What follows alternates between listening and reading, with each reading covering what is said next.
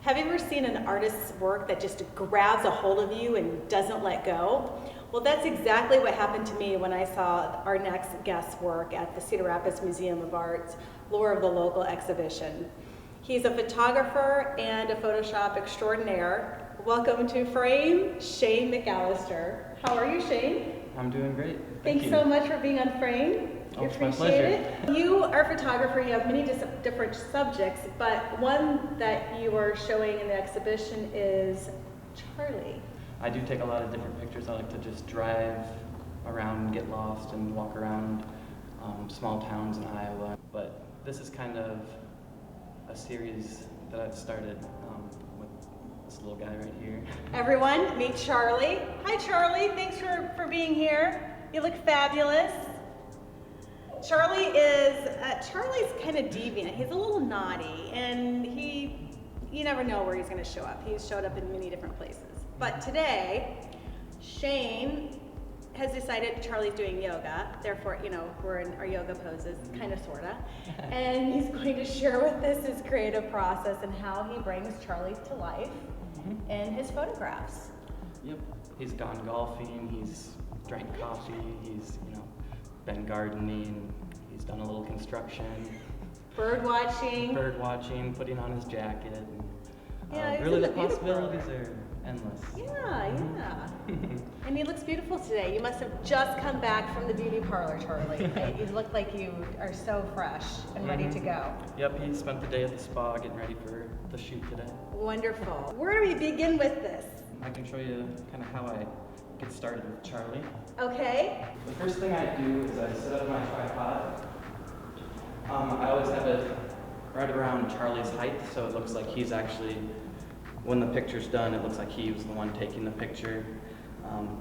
And then I just get my focus ready, and I don't really touch the camera after that. I have to have an assistant push the button, push the shutter, while I pose Charlie in the scene.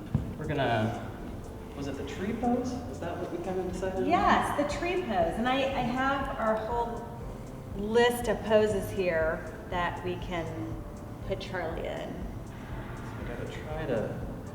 So what I try to do is not have any part of myself blocking Charlie from the camera's point of view. It just makes the photoshopping a little bit easier if I'm in it as little as possible. Sure. I don't have to create new arms for Charlie or anything like that. It's not always possible.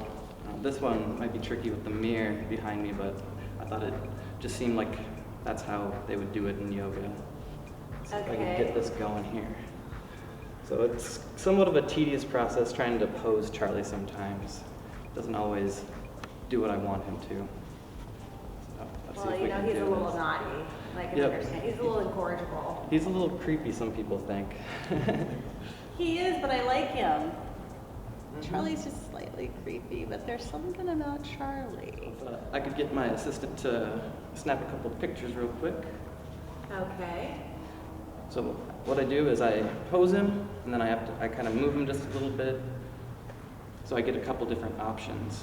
How long have you been working with Charlie? This is something I started when I was in college. I was a junior, so it would have been 2008. Your arms are doing funny things, Charlie.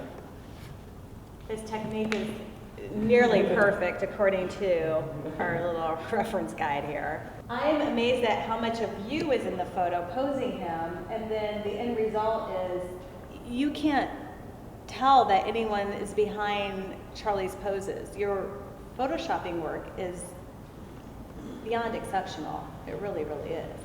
Well, I think one of the tricks to Photoshop is you got to make it look like it's never been in a computer, and it takes more patience than posing Charlie really to get the Photoshop to look just right.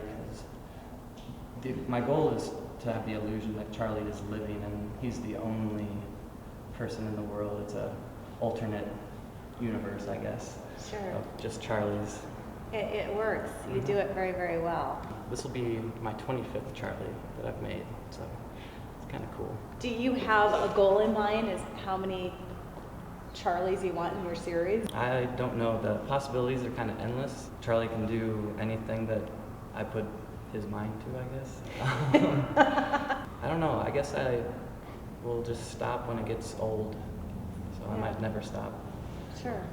It's not the only thing I do. I always like to have a couple projects going on at the same time, and Charlie is just the most successful one right now. Charlie probably has some deeper significance than what meets the eye. Yeah, absolutely. At first glance, it's kind of funny, maybe a little creepy. And then I hope that people, after they look at it for a couple extra seconds, start to see this idea of, Charlie kind of represents all of us, and he represents sort of the best of us all.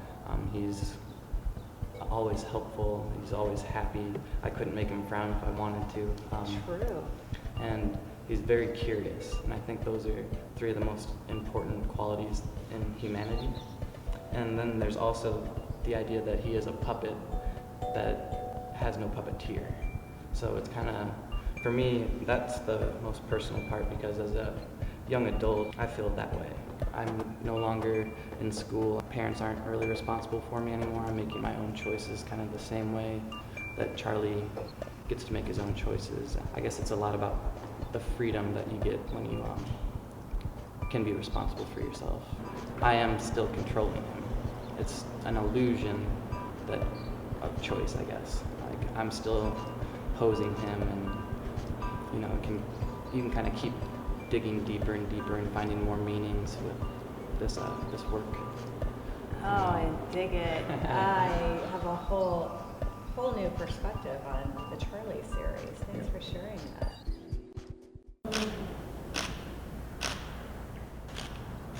It's always a little tricky. I have to keep in mind where the last dummy was, Right. so that it looks natural that he's actually being pushed. And sometimes that gets real tricky, like if a Charlie's handing another Charlie like a cookie or something, I have to make it look like it's actually happening.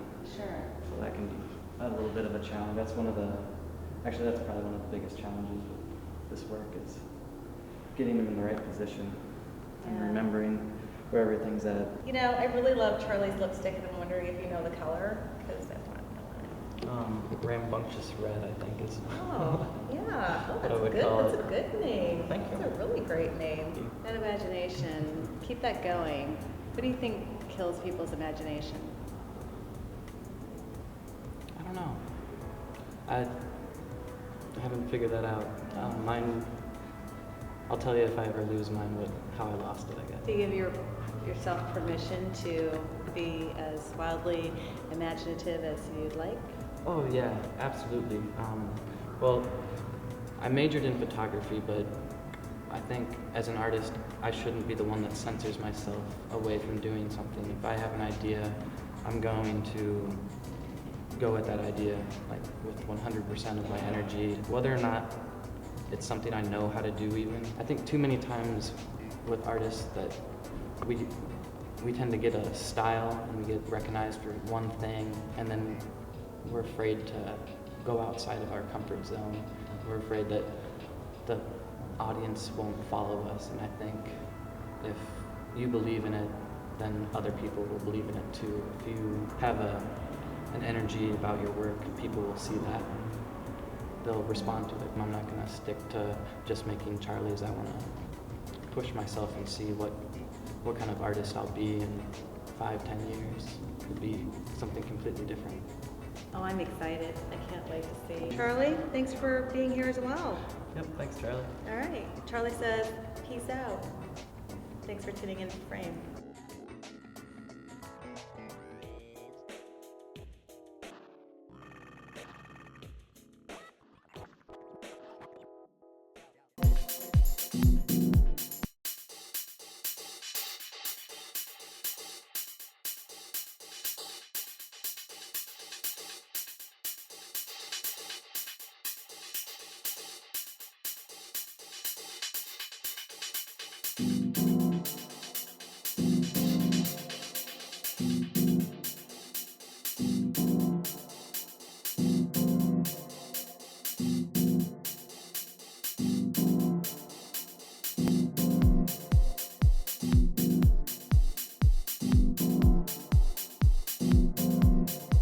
Frame is sponsored by Allegra,